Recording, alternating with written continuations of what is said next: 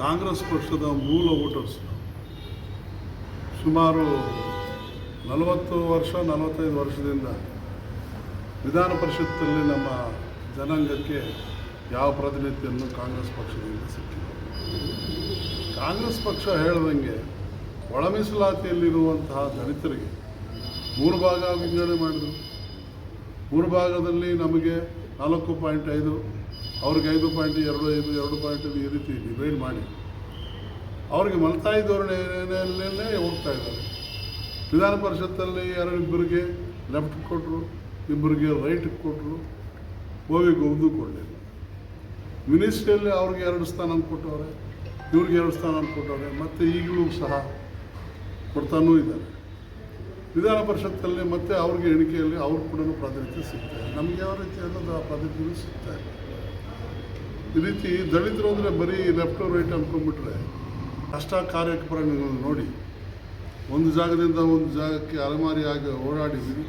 ಅಲ್ಲಿರುವ ಕೆರೆ, ಕಟ್ಟೆ ಮತ್ತು ಬಾವಿಗಳನ್ನ, ರಸ್ತೆಗಳನ್ನ ಮತ್ತು ಡ್ಯಾಮ್ಗಳನ್ನ ನಿರ್ಮಿಸಿದ ಕಷ್ಟಜೀವಿಗಳನ್ನ ಇವ್ರು ಎಲ್ಲಾದರೂ ಒಂದು ನೆಲೆ ಮಾಡಿಕೊಡಬೇಕು ಅನ್ನೋ ಉದ್ದೇಶದಿಂದ ಅವರು ರೌಂಡ್ ಆರ್ಡನ್ಸಲ್ಲಿ ಆವತ್ತೇ ನಮಗೆ ಶೆಡ್ಯೂಲ್ ಕಾಸ್ಟಲ್ಲಿ ಸೇರಿಸಿ ನಮ್ಮನ್ನು ಅವರು ರೆಕಗ್ನೈಸ್ ಮಾಡಿದ್ದಾರೆ.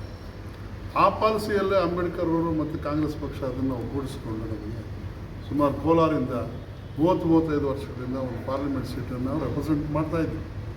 ಚಿತ್ರದುರ್ಗದಲ್ಲೂ 2 ಸತಿ ಮಾಡಿದ್ವಿ. ಆದರೆ ಪಾರ್ಲಿಮೆಂಟಲ್ಲೂ ನಮ್ಗೆ ಯಾವುದು ಪ್ರಾತಿನಿಧ್ಯ ಸಿಗ್ತಾ ಇಲ್ಲ ಕಾಂಗ್ರೆಸ್ ಪಕ್ಷ. ಈ ನಡುವೆ ಯಾಕೋ ಮಲತಾಯಿ ಧೋರಣೆಯನ್ನು ತೋರಿಸ್ತಾ ಇದೆ.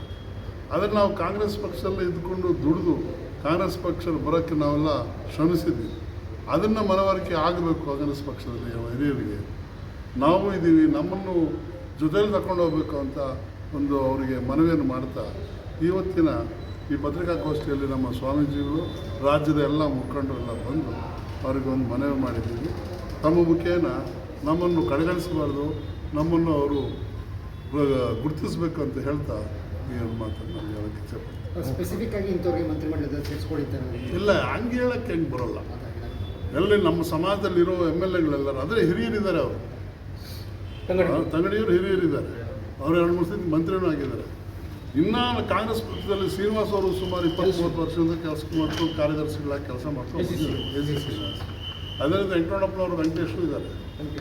ನಮಗೆ ನೀವು ಇಲ್ಲಿ ಶಿಫ್ಟ್ ಮಾಡಿದ್ರೆ ಬೇರೆ ಯಾರಿಗಾದರೂ ಕೊಡ್ಬೋದಾಗಿತ್ತು, ಇಲ್ಲದ್ರೆ ಅವ್ರನ್ನೇ ಕಂಟಿನ್ಯೂ ಮಾಡ್ಬೋದಾಗಿತ್ತು, ಅದು ಒಳ್ಳೆಯದಾಗಿತ್ತು. ಆದರೆ ನೀವು ಯಾರಿಗೂ ಕೊಡ್ತೀವಿ ನಮ್ಮನ್ನು ಕಡೆಗಣಿಸ್ತಿರೋದ್ರಿಂದ ನಮಗೆ ಭಾಳ ಇದರಿಂದ ಅಪಘಾತ ಆಗಿದೆ.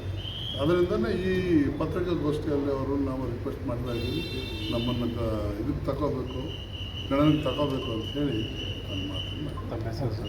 ಶ್ರೀಕೃಷ್ಣ, ಕೋಲಾರ.